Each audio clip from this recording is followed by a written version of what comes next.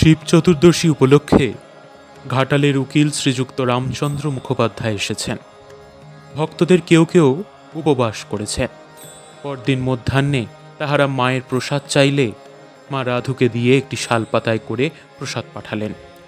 সকলে খাচ্ছেন দেখে জিজ্ঞাসা করলাম, এ কি খাচ্ছেন? তাহারা বললেন, মায়ের প্রসাদ। তখন আমিও একটু খাইলাম। মাকে গিয়ে বললাম, মা, এরা সব তোমার প্রসাদ খাচ্ছেন, তা আমাকে এতদিন দাও নাই কেন? মা বললেন, বাবা, তুমি তো চাওনি, আমি কি করে বলি?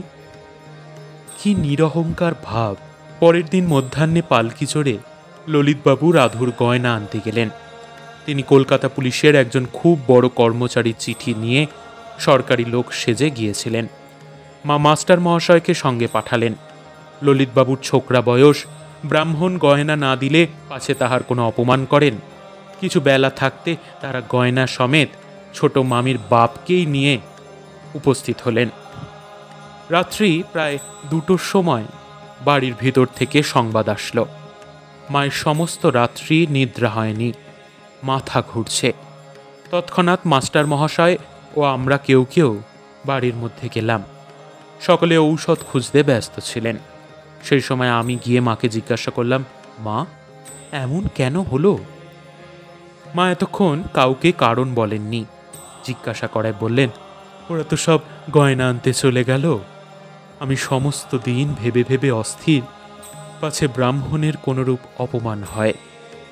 এই ভাবনায় বায়ু প্রবল হয়ে এমন হয়েছে। আমি আর কাউকে কিছু না বলে মাস্টার মহাশয়কে সব কথা বললাম। ভাবলাম, যে ব্রাহ্মণ এত ঝঞ্ঝাট ঘটালো, কত কষ্ট দিল, তাহার জন্য ভাবনা। তৃতীয় দিন বিকেলে আমরা রওনা হলাম। মা ললিতবাবুকে বলে দিয়েছিলেন, ছেলেটি ভক্ত, ওকে সঙ্গে করে নিও। আমরা একে একে মাকে প্রণাম করলাম। মায়ের চোখ দিয়ে জল পড়ছিল, কাঁদছিলেন। সামনের ফটকের দুয়ার পর্যন্ত এসে দাঁড়ালেন। আমরা দেশরা হয়ে বিষ্ণুপুরের রাস্তায় আসলাম।